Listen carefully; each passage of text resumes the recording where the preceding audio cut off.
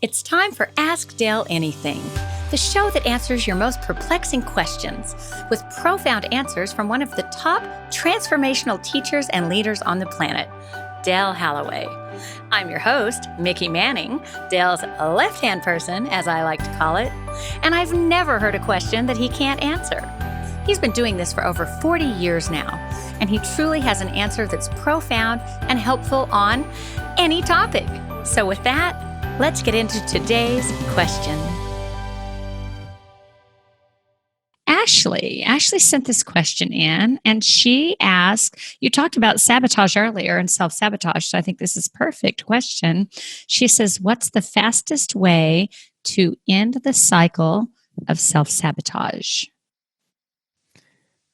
Well, that's a big question, because the fastest way is going to have everything to do with you and where you're at with your awareness and your acknowledgement around what it is that you're actually sabotaging, why it is that you're sabotaging or in the process of sabotaging.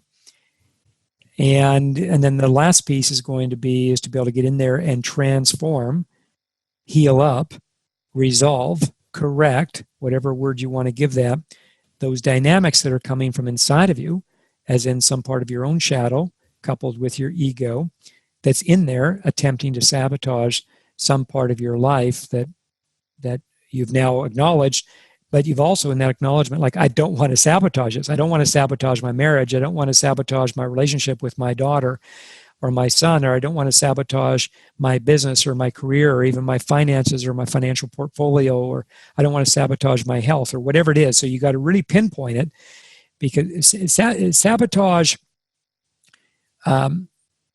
when somebody steps into sabotage, at least up until now, it's always been done unconsciously. In other words, when somebody's in process of sabotaging some part of their life, at least I don't know of anybody, and I've done a lot of work in this arena with a lot of people over the years, I don't know of anybody who has said, they knew they were sabotaging like from moment number one. That is the biggest challenge, the biggest hurdle to punch through, is it's the recognition that you're actually sabotaging something in your life that perhaps you really don't want to sabotage. Obviously, if it's a relationship that you no longer want, that's a different story. If it's a financial investment that's gone south and you don't really want, or an old aspect of, or an old way of doing business, or an old career. So, there might be a place for sabotage, in other words, because in the creation of life, there's also got to be the discreation of life as well in order to create something new. So there is a place in that regard for that, but that would require consciousness to do that. What doesn't require consciousness is to sabotage some part of your life that you really don't want to sabotage, as in those different examples I gave you.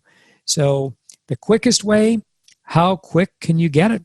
How quick can you recognize that you have begun the process? In other words, how quick can you become conscious of what was unconscious in terms of you've entered into this process of sabotaging some part of your life that you really don't want to sabotage ultimately? And if that's rather quick, and again, that's a challenge usually, or at least that's the way it's always showing up until now, because it's hard to spot, because it's coming more from the unconscious.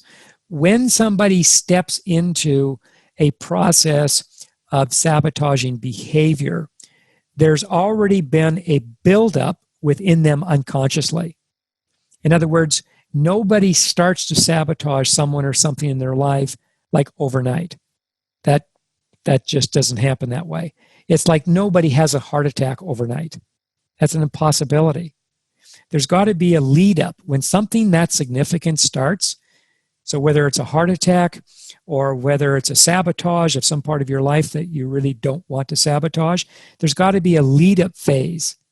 So in the case of a heart attack, there's got to be things that you got to be doing over a period of time that you're losing consciousness around, that you're becoming more unconscious towards. And then eventually that leads to a full manifestation of a physical heart attack. Same thing, and of course I'm using that as a metaphor or as an example here. Same thing with sabotage is that once you become even aware that you're sabotaging something in your life that you really don't want to sabotage, perhaps you've been already sabotaging that for the last, we'll say, 2 months. But then prior to the 2 months, there's got to be this lead up stage. And in the lead up stage, obviously, how you got there, you were completely unconscious. You lost consciousness around whatever it was way back when that either didn't sit well with you or it triggered something within you. It activated again something within you that you didn't get to in a conscious way, in a responsible way. And so therefore, it starts this seeding, seeding process. It starts the seeding process in the unconscious of your own reality. So obviously, if it's in the unconscious, you can't see it just yet, right?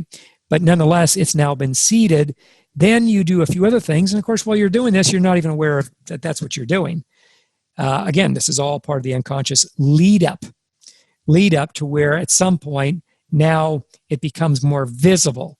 In other words, the trigger to the sabotaging behavior has now engaged. It now has ignited. And this is where if you do have a coach, a mentor, or somebody really close to you that really gets you and really is there to support you, they're possibly going to pick it up and maybe even before you do, just because they're able to still be subjective. And that's the part that's really can be a challenge when you are clearing out your own sabotaging pattern, is because so much of this at that point your ego has identified with.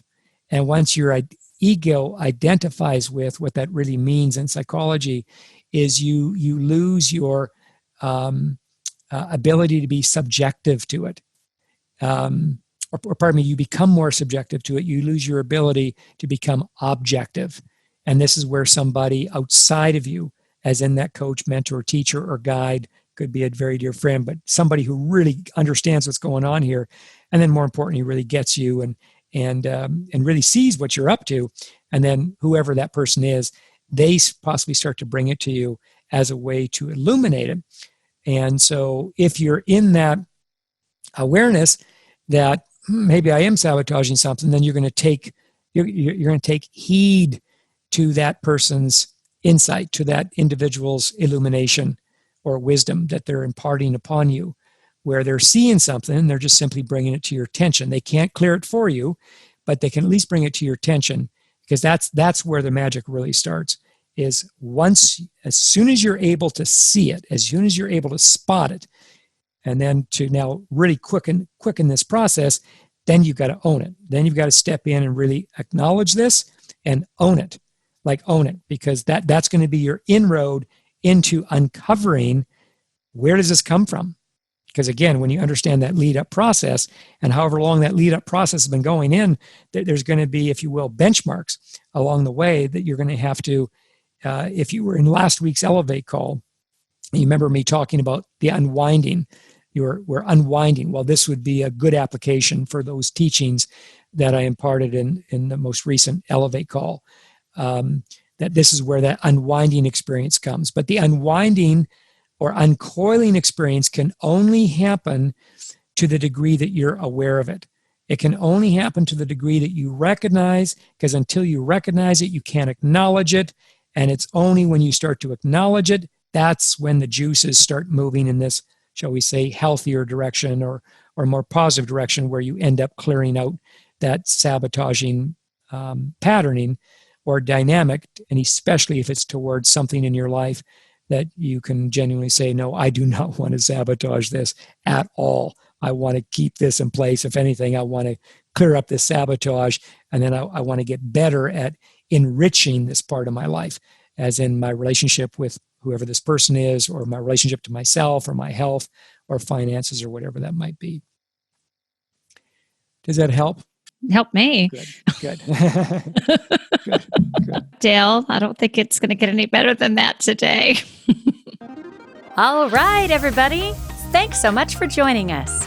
And if you found Dale's teachings helpful and you want to get more of them, then you might really like his free ebook that we have for you, 12 Simple Ways to Change Your Life in 30 Days. You can download it for free at dellhalloway.com/practices. That's dellhalloway.com/practices. In it, you'll find 12 simple ways, explained to you in exact step-by-step fashion, that will cause your life to move forward in the next month. Simply choose one of the practices, any one of them, do it for 30 days straight, and you'll see a new you begin to manifest. I am not kidding. Download your free copy today at dellhallaway.com/practices. Oh, and by the way, if you know anybody who might find this content helpful, please share it with them. Thanks so much, and I'll talk to you next time.